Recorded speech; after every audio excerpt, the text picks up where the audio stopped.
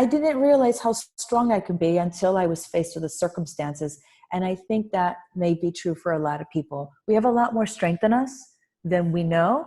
And I don't know that we need to know right now. We just need to trust that when things come up, we got it.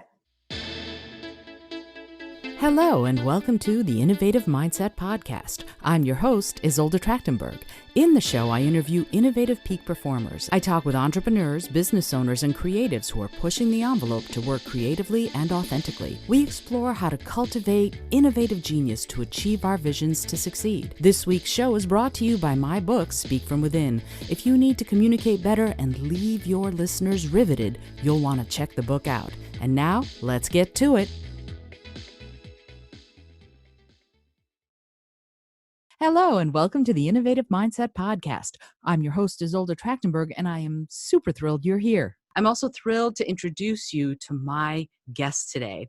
Christina-Helena is a speaker, writer, and performer, and life coach, and she's based in New York City. She's one of the youngest pancreatic cancer survivors, and she has a 13-inch scar across her abdomen. She's redefining and modernizing the stigma behind trauma and pain with one simple thought. My scar is sexy. Christina's story is currently in development as an off-Broadway autobiographical solo show entitled Scar. Most recently, Gold Coast featured Christina's talk about self-love and self-responsibility, and her TEDx talk is about the perceived fear of mortality humans have as a substitution for self-responsibility for resolution of pain. That's so fascinating. I can't wait to talk about this. Her bi-weekly blog about My Scar is Sexy is about the human experience. Christina is a lover of scuba diving, which is exciting to me because I love scuba diving too, and whitewater rafting, and she does it all over the world. You're going to be able to learn a lot more about her today, but if you want to check out her website and sort of read along as we chat, you can go to www.christina-helena.com. So, Christina, I'm thrilled to welcome you to the show. Thank you so much for joining me. Isolde, I'm so excited to be here. Thank you for having me. It's such a pleasure. Such a pleasure. It's funny because you know that I wrote out all of these questions to ask you because as soon as I started looking at your incredible life and the fact that you're even here, I have pages and pages and pages of things that I want to talk about. It's amazing. And the first thing I really want to talk about, if it's okay with you, is your TED Talk. I watched it and you fascinate me. I mean, first, many years ago, the doctors told you had 6 months to live, and yet here you are. So what happened and how are you here? I'm pretty stubborn. I love it. I have to, I'm pretty stubborn. You know, when I heard I had 6 months to live, like every cell in my body was like, yeah, that's not happening. No, like I just rejected that reality immediately. And my willpower just thought, well, I don't like your statistic and I'm going to find a solution to this. And I love problem solving. I just love challenges and having to overcome them.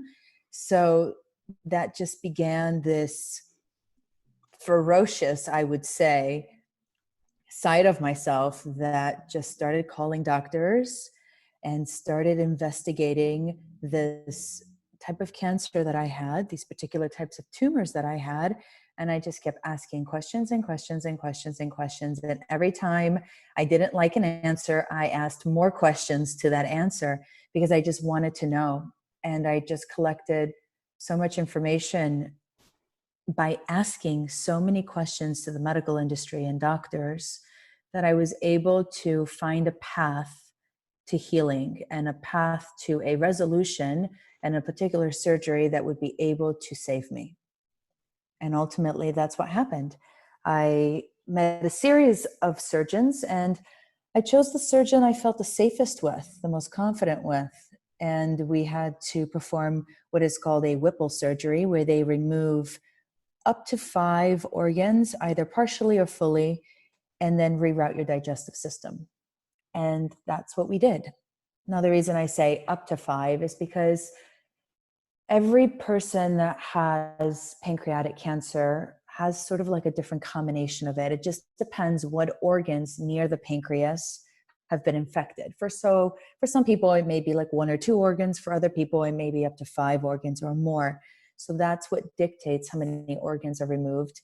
And whether they're removed completely or partially also is dictated by whether or not the tumors have infected the area.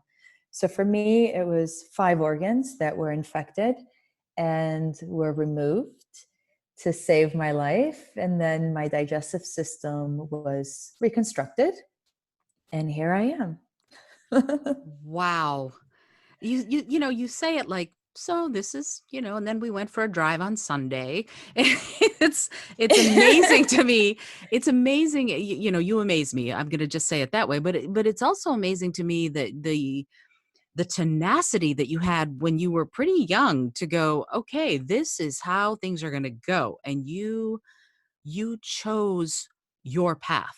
And it sounds like you chose it Yeah. with a just a ton of grit, which I think is amazing. But I would love to know, because I'm going to give you an example from my own life. I follow my gut. I follow my intuition. And I know saying I follow my gut to someone who's had many of those organs removed is silly, but that is what I do. I follow my intuition, and I let my intuition, my instincts guide me. When you were going through the process of all of this, what guided you? What were you listening to make those decisions? So, 2 things. I will preface with I follow my gut too, as much as I have left of it. So don't worry about that. You know, I, I, I don't know that I have a direct answer to this, except for I've always followed my gut. Mhm. And I don't know how not to follow to my instinct and my impulse. It's something that I can resonate to the experience having started really young, really, really young, when I was a little girl.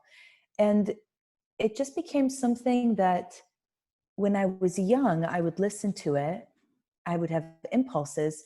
And then I started to see that it was right, that my impulses were true, or gut feelings that I had would become truth at some point. So I had a lot of evidence when I was young that my gut instinct, there was something to it.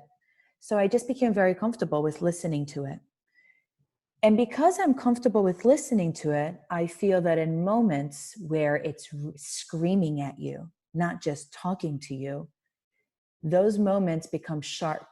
And when you hear the gut or the impulse or the instinct scream at you, I know to listen. And that's what happened to me with this experience. It wasn't just talking to me, it was screaming at me. And I listened. And that's that. It's no, I but mean, no, I know it's it may true. sound odd or uncomfortable, but I think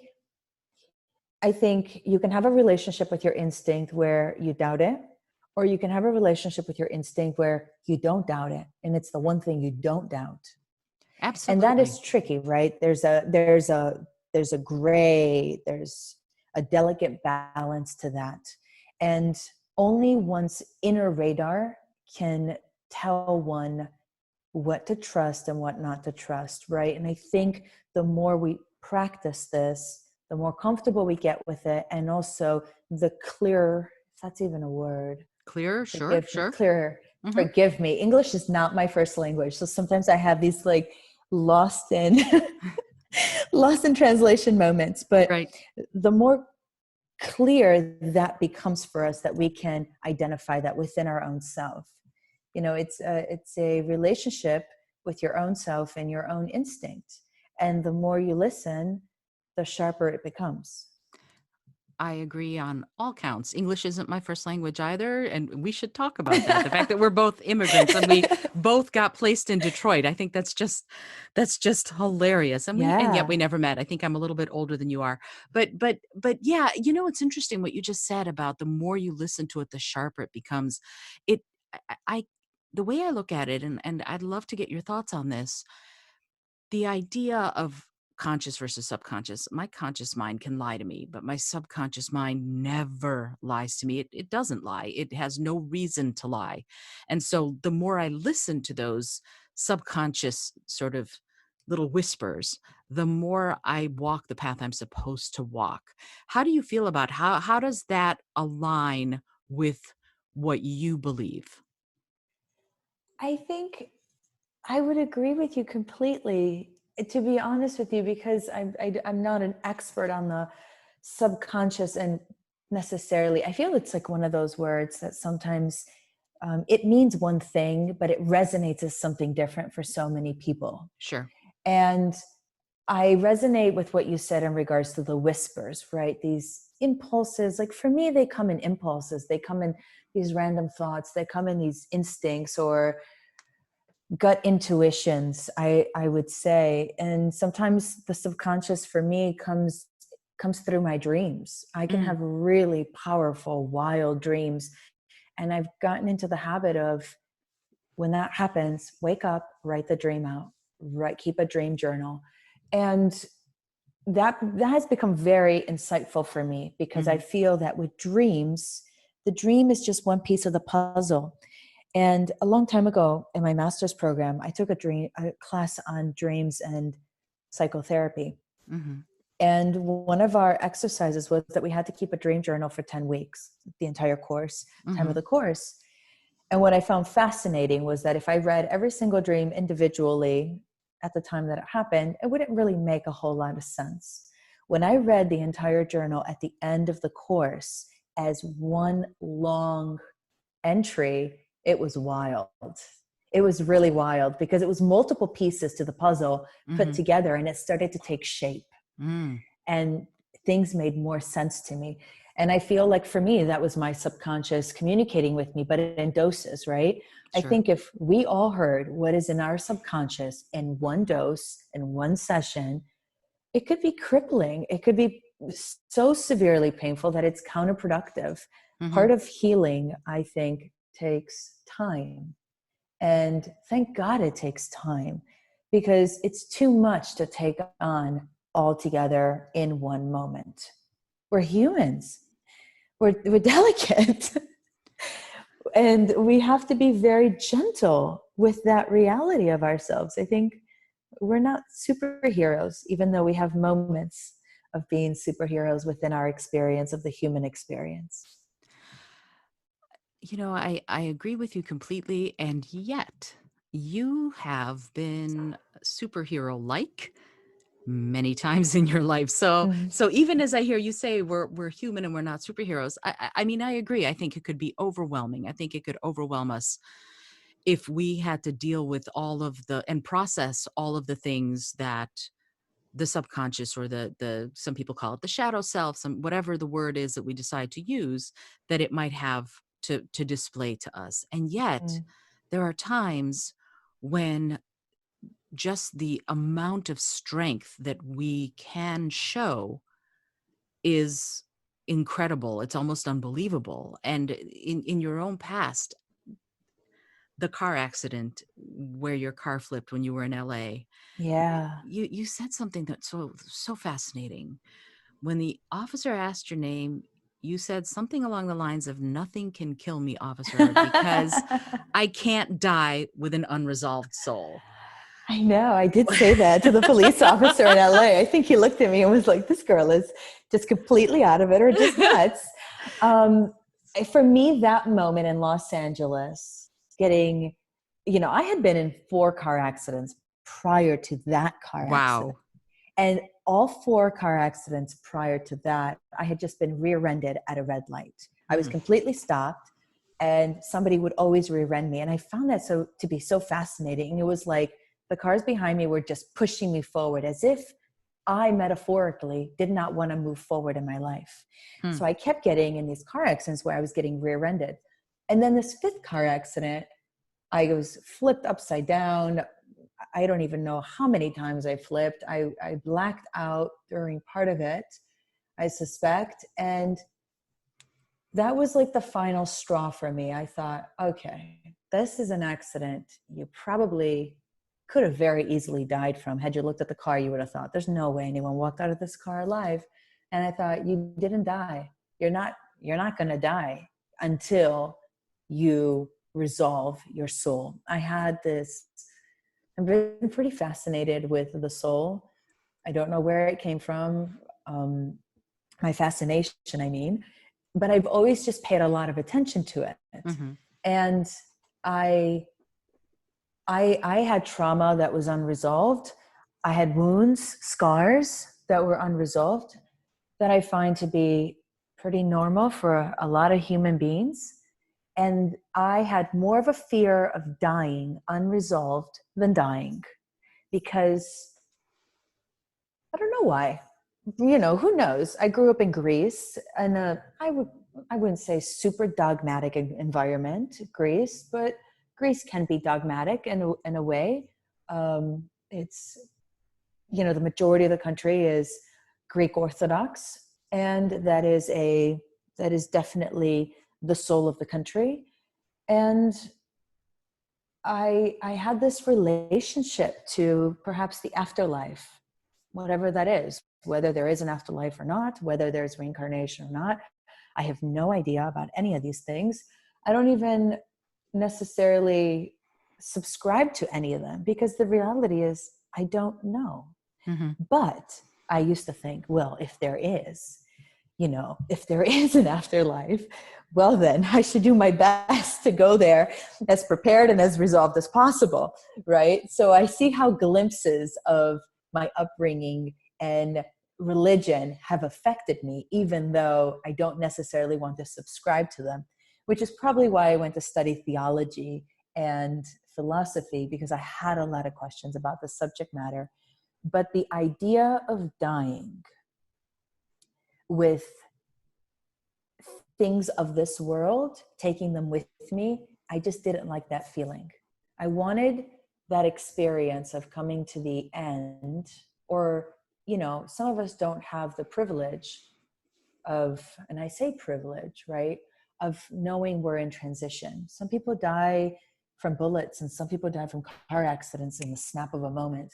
And some people have a slower death where a disease is deteriorating their body. And I think because I experienced the possibility of that, I thought a lot about what it would like to die. Am I resolved? Have I done what I wanted to do? Have I said what I wanted to say? Oh, that thing that I thought I was over is not over, because now here I'm being faced with my mortality and it's still there. Oh, I don't like that. The reality that something I thought I had overcome still had power over me. And I didn't like the experience of something having power over me at the end of my life.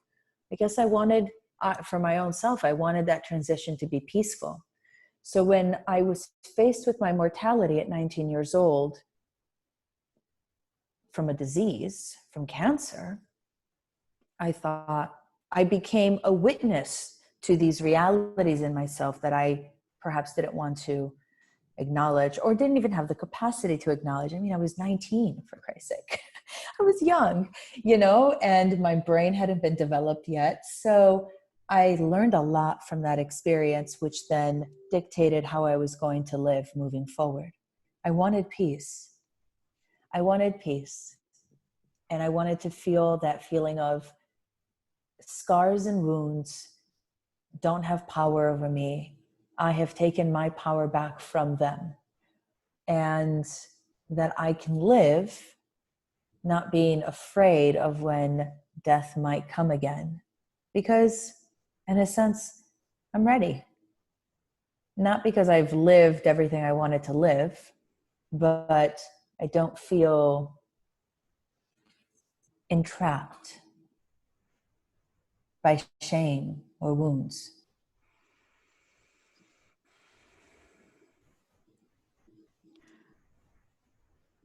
I love you. No, Are you still there? I am. I'm just, you said so much that I was absorbing it for a second. There was so much wealth and richness and juice to what you just said that I was taking a second to just sort of go, okay. So Something that you said several times struck a chord in me. You said you didn't want to die with things unresolved. And that question came up then. What does resolved look like? Uh, yeah, that's such a great question. I still think about that. I don't know that I can. I think the human spirit, mind, body, soul is just an absolute genius. And I mean that in so many ways. Not only is every individual like this genius in the capacity of how they can think and create and be, right? You were talking earlier about this ability to be a super, like a superwoman or a superman. And I didn't realize how strong I could be until I was faced with the circumstances. And I think that may be true for a lot of people. We have a lot more strength in us than we know. And I don't know that we need to know right now. We just need to trust that when things come up, we got it. We got it. I trust now that whatever comes on my path, however deeply painful it is or challenging, I got it. I can move through it because we are creatures that can persevere. And to be resolved, I think, is an inner relationship with oneself. You know, I can't tell anyone whether or not they're resolved or not. I can just know how I feel inside. I often talk about this as the inner rhythm, the inner voice. For me, when it's quiet, then that is the experience of resolved. I don't have self-hate popping up and trying to tell me not to do something or trying to psych me out from writing a project or saying you're not good enough at doing this or you really shouldn't do that. I don't have any of that inner talk. And I give myself permission to be myself, within the boundaries of not hurting other people, of course. And I feel like that for me is my thermometer for feeling resolved. Is that inner voice is not chattering at you? That's what that means? Yeah, that it's not chattering at me. It's not being condescending or mean. That negative talk that we can Oh, have yes. sometimes. Sure, It's sure. also how I feel, Isolda. Like I feel good. I feel at peace. I feel comfortable with myself. I feel very okay to be who I am without judgment, and that who I am is Christina, and that is okay. And I'm not the same as anyone else because no one is the same as anyone else. I think like that's where the idea for my scars sexy came from. That's where it was birthed from. And the birth of my scars sexy, it's not just about the physical scars. As a matter of fact, I'm more intrigued by the scars that are not physical. Yes, I have a 13-inch scar across my abdomen, and that can cause a lot of things because of my relationship with the scar. If my relationship with my physical scar is not positive or healthy, I could be ashamed of it. I could want to cover it up.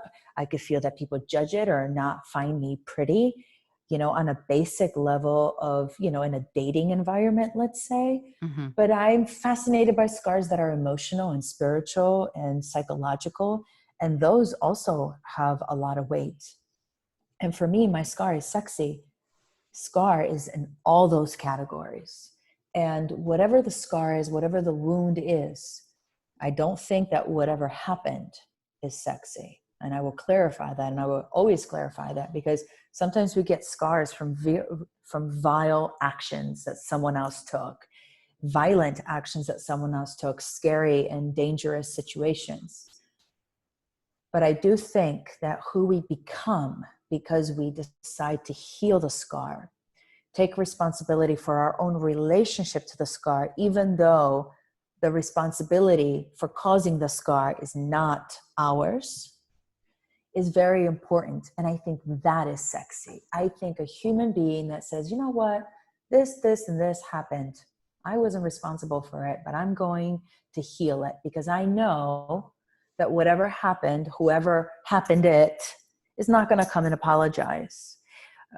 Cancer is not going to come and apologize to me and say, hey, Christina, I'm so sorry. I kind of came into your life at 19 and just turned your whole life upside down and got you, kicked out of college, and you didn't get to finish right away. You had to go back, and I had to remove 5 of your organs, and I caused a lot of other, domino effect health issues for you. Cancer is not coming to apologize to me. And I can be as mad or as frustrated with the fact that this disease came and turned my world upside down. Or I can say, you know what? Things happen. And sometimes they're not pretty and sometimes they're not good. But I'm going to take it and empower myself with it and with that experience and focus on the positive, because it has given me so much positive. And I think the act of a human being looking at their scars with that kind of perspective, that's sexy. To me, that's very sexy. Who you are in your soul is sexy, not what you look like, I often say, what we look like goes away. And, we Time age, marches and on. exactly, we age, and that is part of it. And I think especially, I don't want to say especially as a woman, because I think this is something that men are challenged with as well. But I tend to speak to women mostly about it, and I hear women's perspective of the pressure of staying young and looking young. And I think that's especially why I use the word sexy. I think the word sexy is so often used in what we look like physically. And I'm not all about that. And what I mean by that is I want sexy to mean a lot of things, or at least it means that to me. And it makes all the sense in the world. The mind, the brain is the sexiest organ. It is. It really is. Yeah. It's what gives us everything as far as how we view the world and how we make an impact in the world. But it takes a certain amount of courage. And there was another thing that you said in the TED Talk, and I want you to, if you don't mind, talk about this because it fascinated me. You said that we as humans, we fear the responsibility that living truly requires us to actually live. And I find that so fascinating because it at its base, it seems like you were asking the people who were listening to you, and I watching the TED Talk felt that very much, that you were throwing down the gauntlet of saying, live truly, be who you really are. What do you mean by that when you invite people, when you challenge people to live as they truly are? What does that mean?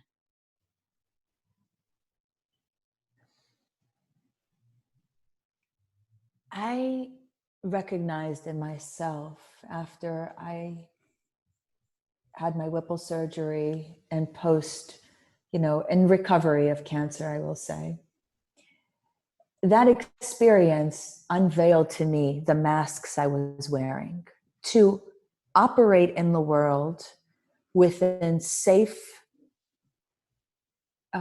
boundaries and circumstances. And what I mean by safe, it wasn't like I was in unsafe, dangerous environments.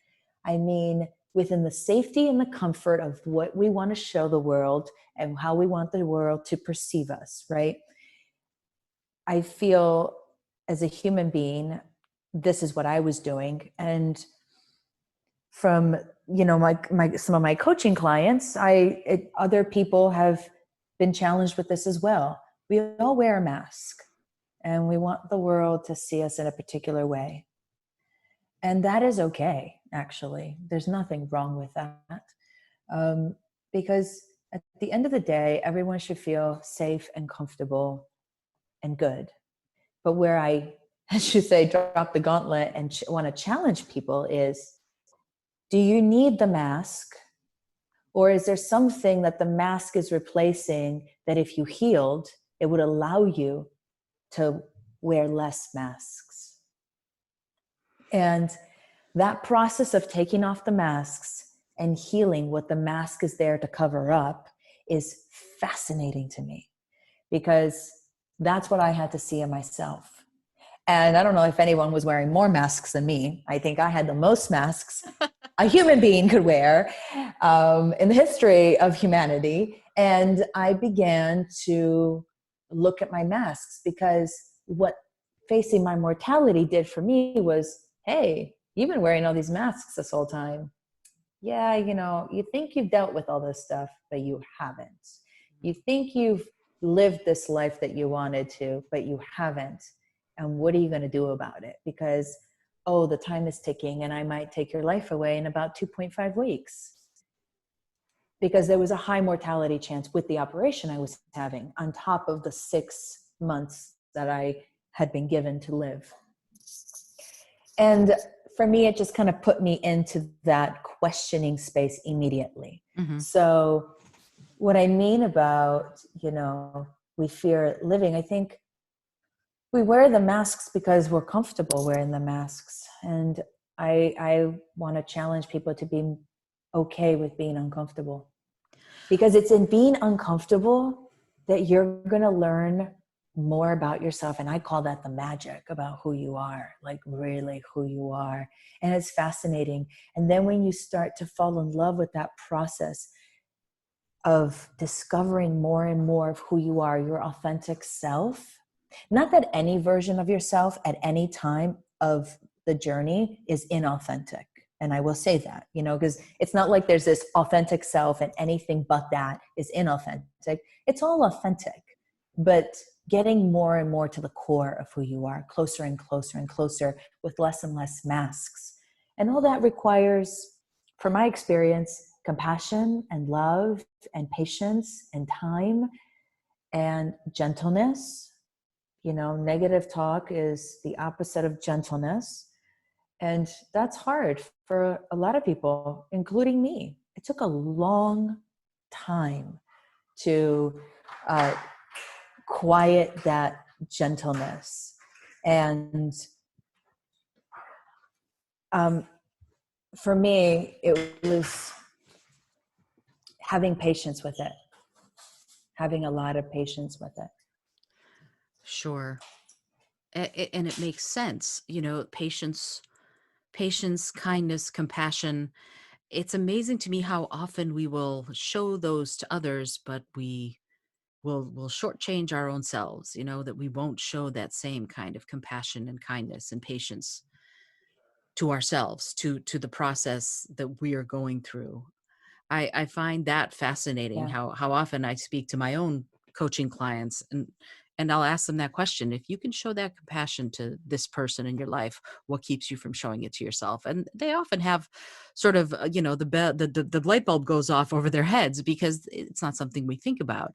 And yet you seem like you had to think about it from a very, relatively speaking, young age, at 19, 20 years old, when you were dealing with all of this. But then, like you said, the traumas happened earlier. So you started on some level, it sounds like, dealing with some of this, surviving it even earlier than the cancer diagnosis. And you said something I'm quoting your entire TED talk back at you. I'm sorry, but I have to, because it's so fascinating. You said, I had done an impeccable job of becoming someone else, becoming the imprint of all the trauma I was avoiding. And to me, and I got it as soon as I heard you say it, it's the false self. And that false self is a narrative I'm sure many people live in. So when you were faced with that and you decided that you wanted to truly be you, what did you do? How did you start? And how do you recommend someone else start if that's what they want to do, if they want to start really chipping away and removing those masks? The writer Pema Chodron says, start where you are. So where is the beginning point? And I know you might say it's different for everybody, but if you could recommend a beginning point so that if someone really wanted to start looking at that part of themselves, what would you say? Yeah, you're right. I would say that the journey is different for everybody because it really is. Everybody, resonates to different things differently than the other. And I don't think there's one path for everyone, but I would agree with Pima Chodron. To start with yourself is the best place and perhaps the most vulnerable place, because it's not an immediate answer, Hmm. right? I Hmm. think going to a to-do list that says, oh, the path to healing is these 10 steps, and crossing off the 10 steps um, feels comforting. And I wish it was as comforting as that. Hmm. But in my experience, it wasn't, because as you grow, you keep transforming. And then that new version of yourself may be open to something that an older version of you wasn't. And then that becomes beneficial, right? So who you become keeps affecting what you use to keep going forward on your path next. I think if we all listen to ourselves more, we would have, it takes us back to the beginning of our conversation, talking about that impulse, the instinct, the gut intuition. There's so many words for it. You have the answers. I truly believe that. I truly believe that the human spirit has the answers. Where I think our life and circumstances get in the way, and as they should get in their way, because that's their job. Life is life. It's not like they're doing something bad. Circumstances in life is doing what they're supposed to be doing, and we're going to do what we're supposed to be doing. They tend to mute that voice, that inner voice. Hmm. And if one can just listen, and I think the game changer for me was to listen with compassion and love instead of judgment. And I promise you, for me, it took a decade to get to listening to that. And I say that because I don't want anyone listening to think that that is an easy task, or that it was necessarily easy for me. It took me a decade of conscious trying to listen with compassion and love, and not have the negative talk within myself. You will know what you need.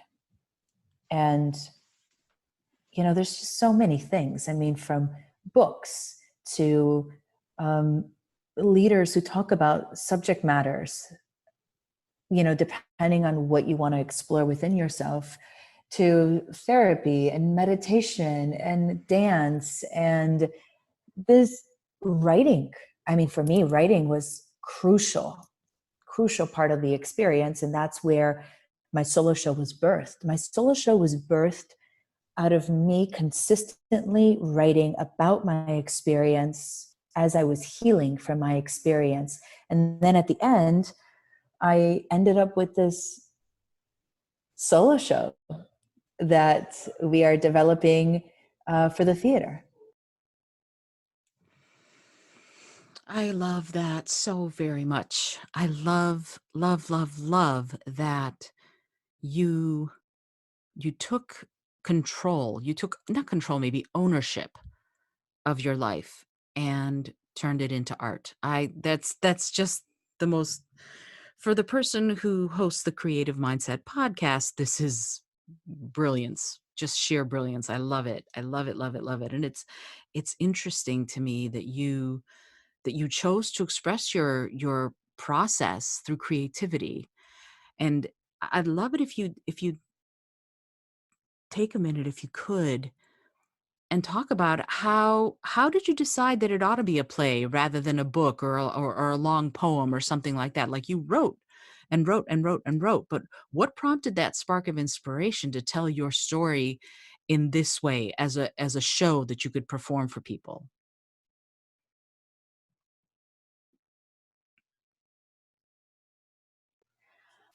I I I was a writer in a sense. I wrote poetry when I was younger. Mm-hmm. And I don't know that I necessarily consciously thought, what am I going to create this into? I just started writing. And at first, it started as these poems. And then it evolved into songs.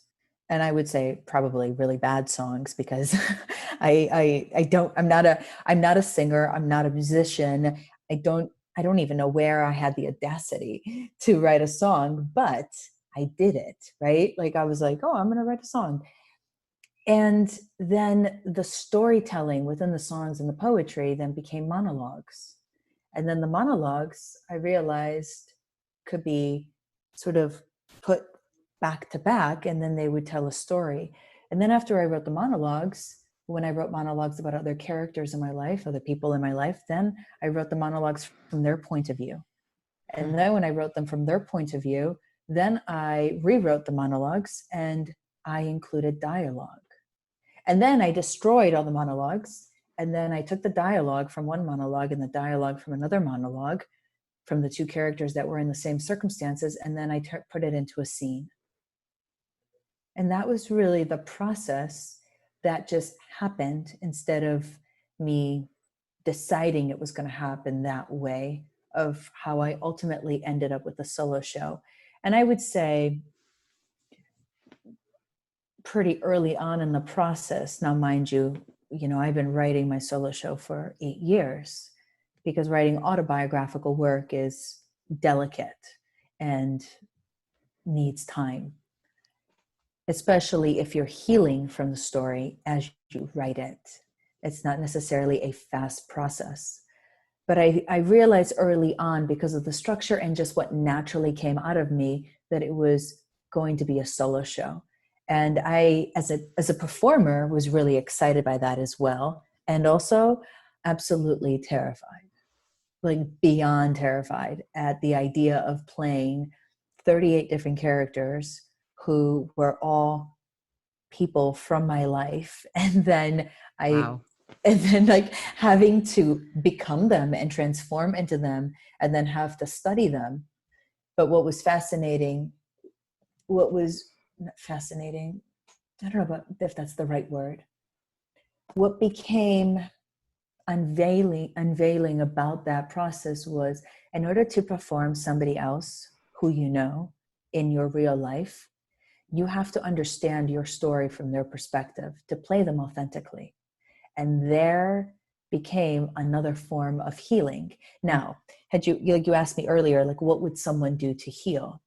I had no idea that writing characters based on real life people in my life would require me to heal myself in order to play them. But that is something I discovered as I was on the process, as I became a newer, more authentic version of myself. That became that truth unveiled itself to that version of me. Does that make sense? Oh, absolutely. Complete sense. Absolutely. And that's what I mean by, don't think about too much about what to do to heal. Just kind of go with your instinct and commit to the fact that you want to heal.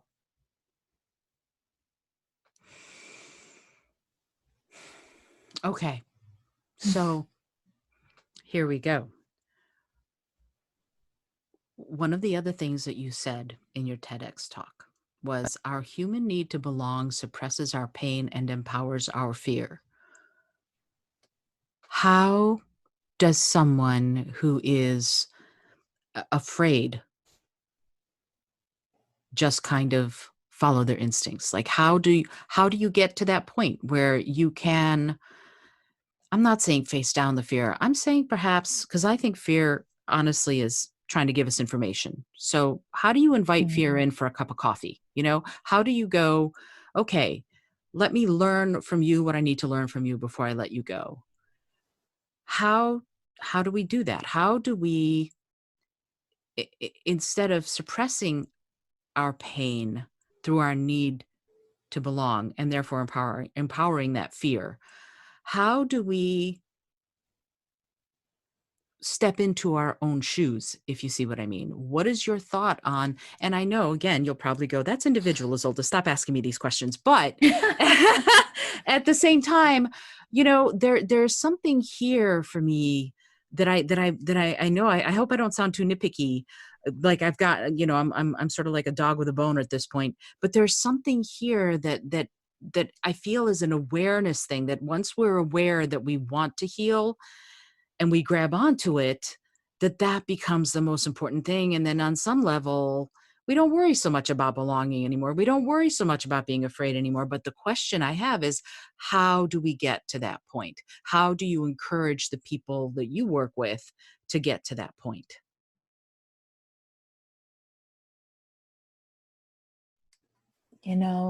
Fear, one's relationship to fear, and I am far from an expert on fear, because I think there are moments where I still experience fear. I think I would have no pulse if I didn't experience fear still. And it's a consistent, what I will say about fear for me is about my relationship to fear. Mm-hmm. And I have had a lot of growths with my relationship to fear. And I continue to work on that relationship, because I think it's one of the most important relationships one can have with themselves and a particular part of themselves. Because fear can be so crippling, but fear can also be so energizing. And recognizing both and being able to identify which one the current fear within you is birthing is really, really important. And then furthermore, understanding what the fear is about. Is the fear literal? Like, right, this is like really, really scary. Like, I like to go whitewater rafting, and I like to go scuba diving, right? And recently I was in the Philippines and I went scuba diving with thresher sharks. And I was like, oh my God, this is scary. Like I was sincerely nervous. Everyone was like, no, they're gentle. They're gentle. But I was like, I hear shark, and my autonomous reaction is, they're going to bite me. I'm going to die.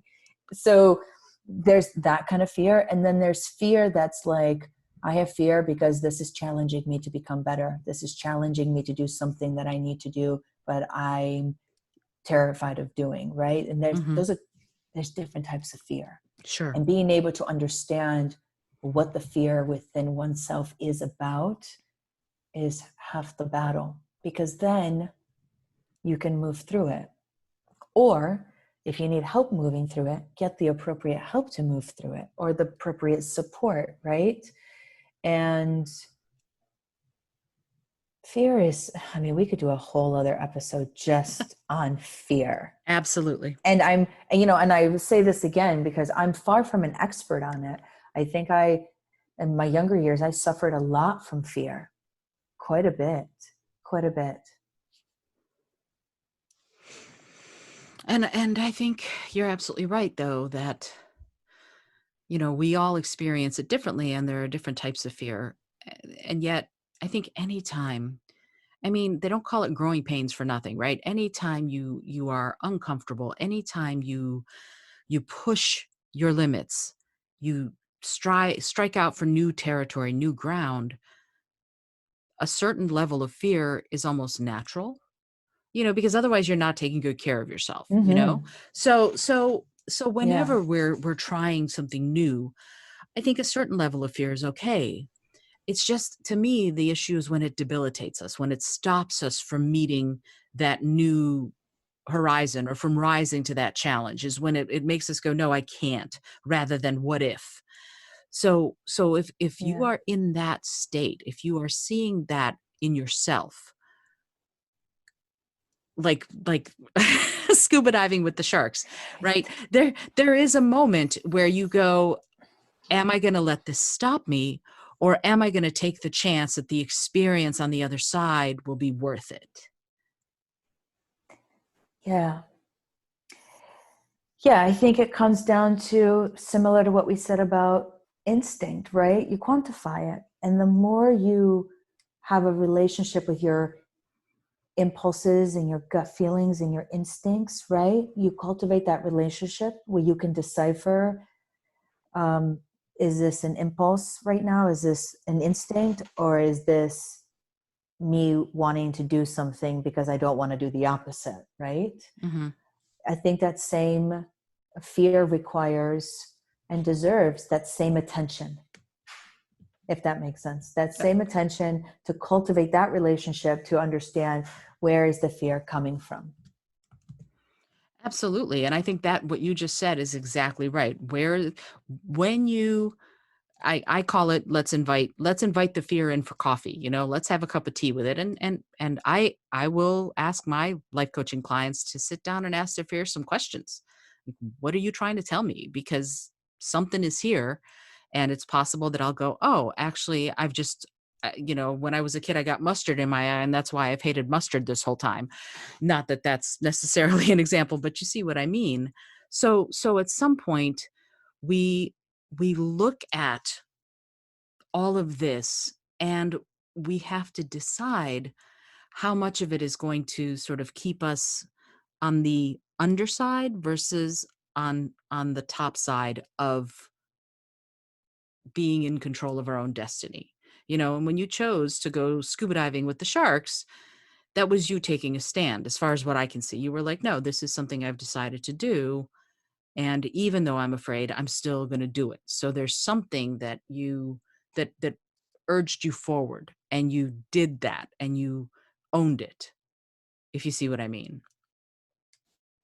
Yeah. Yeah, Yeah, absolutely. it's interesting, and I'd love to talk to you about this. I'm going to give you an example from my own life, and I'd love to get your thoughts on it, because there's something here that is so fascinating.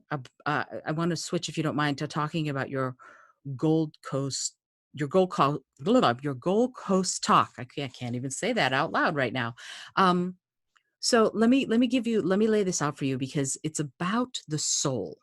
Okay. And I want to ask you about what you think it is and how it helps us live.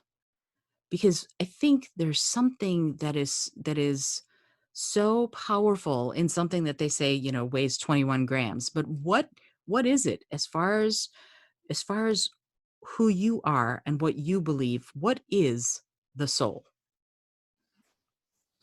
I am so confused by this question. I have been confused by this my whole life and so intrigued by it simultaneously that I actually spent 4 years studying what theology considered the soul to be, what philosophy considered the soul to be, what quantum physics considered the soul to be, because I was just really curious about this thing, the Hmm. soul, which for me was the representation of the human spirit, right? The part of us that cannot be grabbed with our hand and has so much influence over our experience, how we experience things. And also, I think it's so genius. I think, like, I have no idea what it is. And to be honest with you, I don't even, I used to read about it a lot. I used to study it a lot to try to come to some understanding. And I let that go because I almost relish now in the fact that I don't even want to know, because if I find out something, I just don't ruin it for me, because I just love the experience of it so much, right? Whether it's the spirit, whether it's the subconscious, whether it's the daemon, as James Hillman talks about, whether it's our instincts or gut intuitions, maybe it's all of it, maybe it's part of it, maybe it's none of it. And I don't think we have a specific answer to it, because I don't really believe that we are supposed to know what it is. Otherwise, would we honor it so much? Or would I honor it so much? I honor it tremendously. Hmm. And I think that's the magic within the human that allows to color my human experience, or the human experience from my perspective, with such shimmer and unpredictability and excitement and value and weight. Yeah. Yeah. And I appreciate that you said that, because here's my experience from when I was younger that I wanted to mention to you in light of what your answer was. So a number of years ago, many years ago, 30 years ago or something like that, my father was building a house right near the Palace at Auburn Hills, or where it used to be. So to give you geographic context, Yes. because you'll know exactly where that is. I know exactly where that is. So he was building this house, and it had this huge staircase, very tall, from the between the first and second level. And I had gone to see it, and the staircase was just 2x4s nailed and completely hollow, and no railing, no nothing. And so I walked up to see the second floor, which was all, planks at that point. But then when it came time to walk down, I got terrified. It looked so rickety and so unstable that I actually turned and sort of crawled my way back down. And the whole rest of the time I was at the house, as it was being constructed, it just sat in the back of my head and just made me go, I can't believe I let fear win. I can't believe that I didn't strike out for this and really live and really try to do this thing that I had wanted to do, which is simple looking back. It's walking down the stairs. So right before we left, I said, no, I have to do one more thing. And I ran into the house. I ran up those stairs, and then I walked down the stairs and I made myself decided that I was going to be able to do it, and that I needed to be able to do it, and that I would achieve this. And as I Mm. walked down that last step, a very, very specific little whisper inside me just went, see, I knew you could do it. And ever since then, I've been thinking that it was my soul, for lack of a better word, that went, good on you. I'm glad you did that. That moment was a very pure moment of my soul kind of going, you had it in you. I never had a doubt. And I wanted to get your take on that. Do you think that the soul speaks to us that directly, or is it more ephemeral than that? My first impulse was to say, absolutely. And then I thought, well, does it? I don't know. I know that for me it does. And maybe for me it does because of the first answer I gave you at the beginning of the podcast, was because I'm stubborn. Maybe, my soul, my impulses need to speak to me more direct and ferocious so I can listen, right? Like the difference when I was saying to you between speaking to you and then when your soul's screaming at you. And maybe for other people, it's different. Maybe for other people, it's not in words and it's in images, right? You have people that have an ability to see images or see auras or see colors, or I'm sure there's so many other different ways to receive information that I'm not even aware of, that perhaps other people experience. And I know that for me, it's in words. It's an actual word communication, and the voice has a particular tone to it Mm-hmm. that works for me. And that when I hear it, I'm like, okay, okay, okay, I hear you. For other people, it may be something completely different. So, do I think it speaks to us? Yes. Do I think it speaks to us in the same language? I don't know. I can only speak about the way it communicates with me. Um, does that make sense? Absolutely, of course. And I think it is individual. I think that's the whole point. And I think everybody's Yeah. soul expresses itself in one way or another. And, for me, if I were going to say what I think a soul is, it's funny because I have an answer, and it's creative essence. That's what I think a soul is. But I think that creativity, again, host of the Creative Mindset podcast, for those of you listening, it is that drive. It is that inspiration to make something that wasn't there before, whether it's a poem or a song or a painting. to express ourselves in a way that we can then share with others, Yeah. that is somewhat tangible. And I Mhm. think of us primarily as creative beings. We are primarily at our base levels, we survive, but we also strive and create. And so with you writing Scar and with you being a poet, what how does the soul express itself through creativity for you? Is it writing? Is it scuba diving? Is it a combination of everything you are? How does that happen for you? I think for me, it's all of it. I think I definitely express myself through the written word. Um, I feel sometimes because English is my second language, I have the ability to express myself more accurately by writing out what I want to say versus by speaking it. Hmm. And that comes with just learning multiple languages when the dominant language that I currently use is English, but that's not the first language I learned. And that affects how I use the English language. Sure. Um, but I think all the ways, I think scuba diving is an expression of my soul because I love it. I love it. I I'm pretty blissed out when I have an opportunity to do it. And then there's moments where there's fear with it, right? Because I'm going to go scuba diving maybe somewhere dangerous or somewhere that's like super deep. But I have a relationship to that fear now that I can hear it, witness it, say, "Oh, hey, you're there. I acknowledge you. We're just going to go together. Come with me. Let me Right. show you." And Right. but that took time, Isolde. That took a long time, a very long time. Remember that decade I was talking about? Again, that was a powerful decade for me because Sure.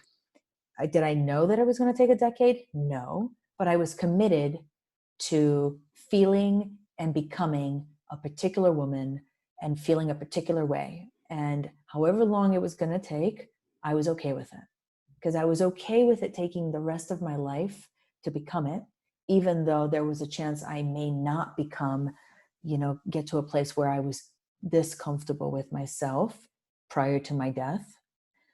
But maybe there was. And that was the path I was very comfortable and consciously taking. And I lost my train of thought while we were talking about scuba diving.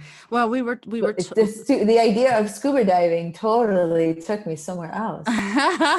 but that, because see, that's the thing. It was your soul expressing itself, and Yeah. what you were talking about was the idea of, essentially, like I say, take the fear out for a cup of coffee. You invited the fear with you so that you could show it that it Yeah. was going to be okay, you know and I think that when you make that sort of peace, that's one of the things that can make you feel really alive. That Hmm. moment of going, I get that I'm afraid. I'm okay with that. And so the question then becomes, you took a decade, you took steps to start achieving that. And probably some you're still working through and will be for the rest of your life and the next life and the life after that, because this isn't a 3-week course we can take. But but if you were going to define some of this, if you were going to define what it means to be really alive, how do you approach that? How do you approach that definition, and how do you approach living that way? Any ideas? Peace. Are you peaceful inside? And no one can answer that for you except for yourself. And no one will know except for yourself. That's the beauty of it. You hold all the self responsibility in your own hands, and it's your choice. You can listen to your inner rhythm, your inner self, thoughts, right? That can all be one thing or all three separate things. And you are the only one that can know how you feel. And that's what we can all wear masks and pretend we feel a particular way. But the reality is, you know, you know. I really believe that human beings know. It's not about whether or not we know. It's about whether or not we will listen. And if you can't listen right now, that's okay too. Just have compassion and love for the part of yourself that you understand that you can't listen, and try to get to a place where you can listen, right? Like, just because you can't listen or just because the inner rhythm is not peaceful doesn't mean that you can't get there. It just means that this is also similar to fear. When there's fear, and not the fear of trying something new, the other fear, the fear that will derail us, it's because it's sitting on top of something that is so delicate, so vulnerable within ourselves, I think, that is just too much to take on right now. And those little moments need baby steps. Baby steps And and tenderness. that's Yeah. yeah. And that that's how that's again, my thermometer is like, is Christina peaceful? Like, I can be stressed out, like lots of things to do, my calendar's full, like at work, things to do, right? But that's very different than, am I peaceful inside?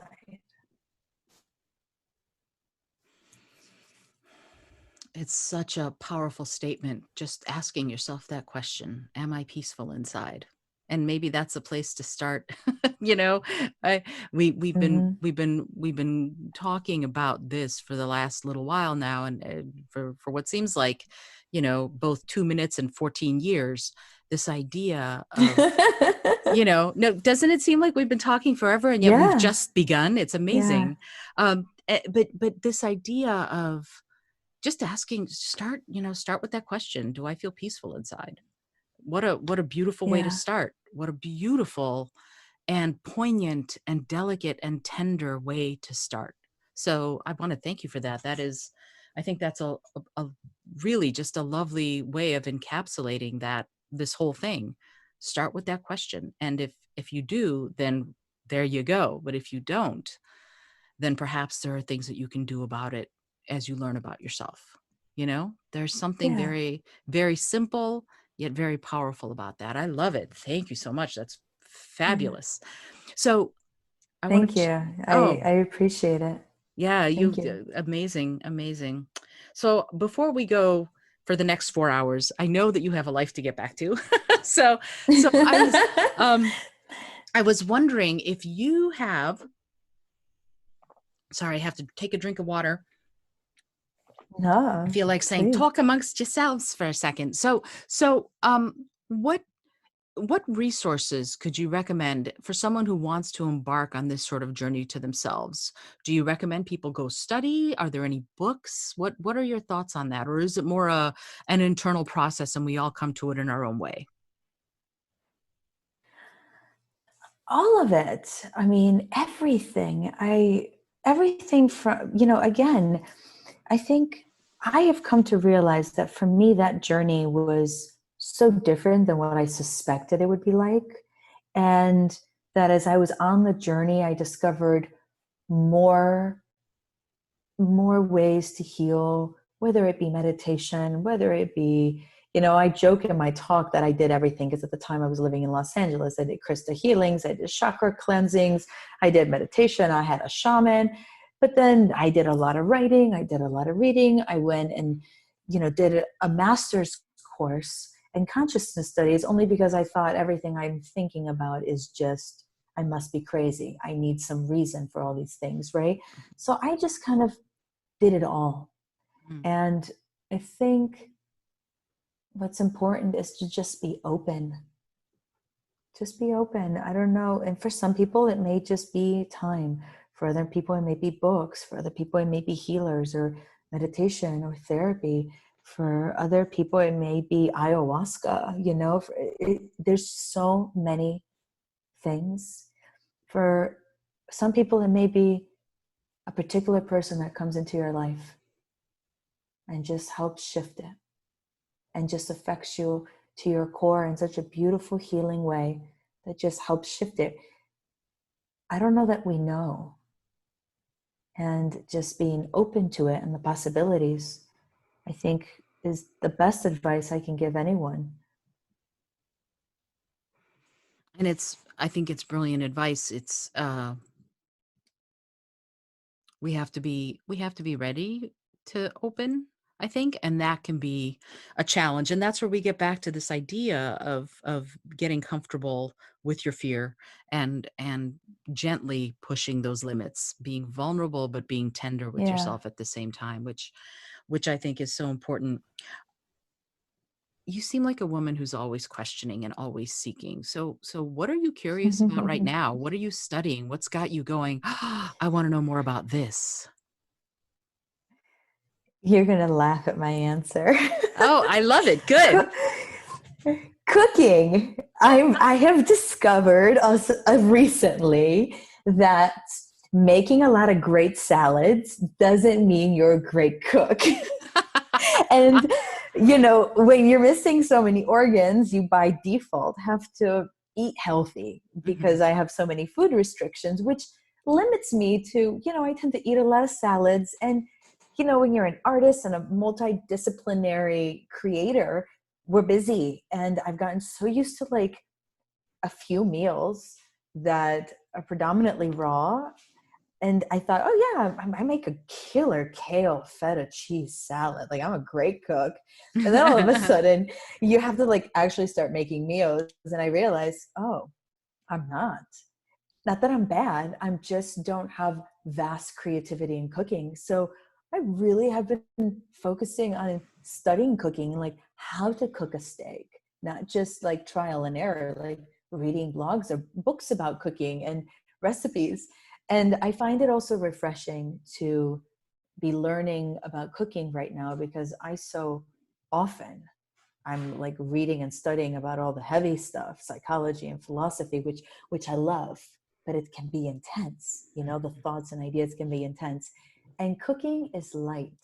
And I rarely study light things. And I'm fascinated by it right now. I'm excited by it. And I am getting better, I have to say. Good for you. Yeah, I've always been fascinated by no, seriously, it's wonderful because it's an alchemy of sorts. You put all these ingredients together and you do the hokey pokey several different times in several different ways, and out comes this lovely meal. And it's the Yeah. same with baking. Baking is a mystery to me, frankly. I loved chemistry when I was in high school and college, but it's a mystery because if you miss one little ingredient, everything gets all kerfuffled. So Yeah. I cook because things are much more uh, malleable. You can play with the ingredients in cooking. You can't so much with baking. So I appreciate what you said, and I can't follow recipes, and that I think that is partially the whole English isn't my first language thing. I'm rubbish at following recipes, so I just make my own stuff up. Even though I have all these, I'm vegan, so I have like the Mediterranean vegan kitchen and vegan with a vengeance and the veganomicon. And I have all of these vegan cookbooks that I never use because I can't follow recipes. And that's okay because it means that I get to explore, and exploring is very creative. It feeds that other part of my soul. So I'm really excited that you said that. So speaking of books, and they can be cookbooks, what 3 books have you recently read that affected you on that deeper level that made you go, yeah, this book is amazing? I don't know if it's specific books. I mean, it's writers. Joseph Hmm. Campbell for Oh, me love him. is yeah, I love him. He really resonate. I really resonate with what he says and how he says things. And Krishnamurti for me is, I'm always pretty much my mind is like being blown every sentence with that Right. man. And I think it's just those two that are coming to mind for me right now. Both great. Both great. Yeah. Campbell, the first time I saw The Power of Myth, I saw it before I read it. I was glued. I'm a ginormous mythology fan, for lack of a better word, especially Greek mythology. And so, I just, The Power of Myth changed meant much of how I think, and much of how I approach problem solving and ideas and relationships and all of that. So I Mm. I love I love that you said his work is just amazing. I know, as I said, I know you have things to do and places to go. So I would love to find out from you, if you wouldn't mind. And I want to put this in the show notes. How I'm sure you're going to have tons of new fans, tons of people who want to come see your show and read more about it, about you, and get in on your blog. How do people find you on social media? I've already said your website, but again, it's www.Christina-Helena.com. But what about social media? You have a presence on social? How do people find you? I do. I'm mostly on Instagram. I love Instagram because I love the photos and captions. It's like writing little poems under photos. I'm on Instagram at I am Christina Helena, and also on Facebook, which I believe is facebook.com/Christina Helena. But they're all linked up. You can link up to all of them from my website. That's the Perfect. easiest place to go. Perfect. And I have just two more little things. First, do you have any last words of wisdom or guidance that you want to share? The first word that came to mind was listen. Just listen. I think human beings have it all in them. I think the work is moving all the stuff out of the way to be able to hear clearly. And that feeling I hope people see that as empowering, because the tools are within you. You don't have to go searching for them. You just have to, shake the dust off of them. Blow the dust off so you can see them clearly. So, right? I mean, that's how it is sometimes in my house. I'm not the tidiest person, and I am very okay with that. So there's and you may have already answered the question with your last answer, but here's the question that I ask of everybody who comes on the show. And it's a silly question, but it's one I really like to ask. And the question is, if you had an airplane that could skywrite something across the sky that everybody in the world would see, what would you say? Love is the answer. I know we all know this. We all know this. I don't know a single person that doesn't know this. But it's so vulnerable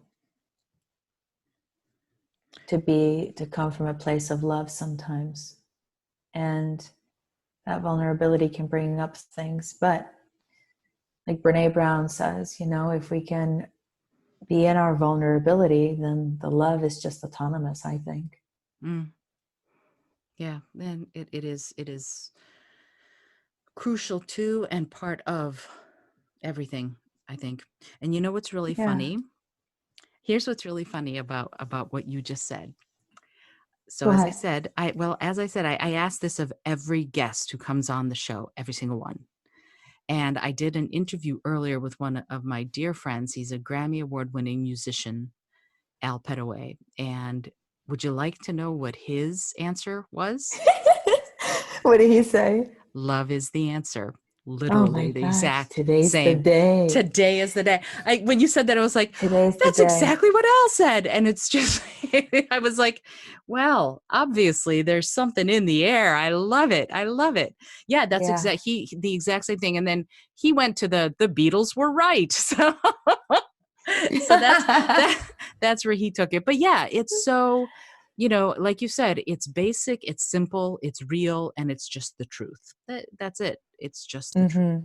Yeah. So, Christina, I'm so grateful that you joined me for this incredible conversation. I'm so grateful to you for being here and for sharing your wisdom. I'm super excited to have your episode out there and to have people find more about you and more about your work, your creative life, your life striving to achieve that quiet inner voice and that sense of peace, and in a way that is so incredibly creative and giving. So I really appreciate you being here, and I cannot thank you enough.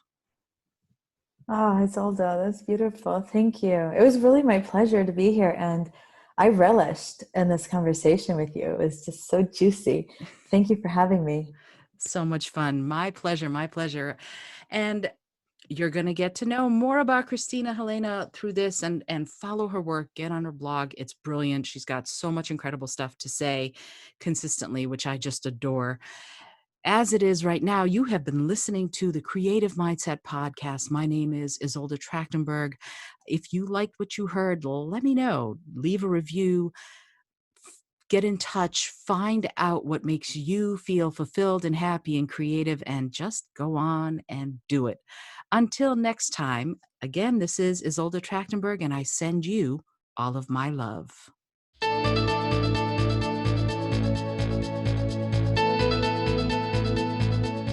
Thanks so much for joining me today. I really appreciate you being here. Today's episode was produced by Isolde Trachtenberg and is copyright 2020. As always, please remember this is for educational and entertainment purposes only. Past performance does not guarantee future results, although we can always hope. Until next time, this is Isolde Trachtenberg, and I send you all of my love.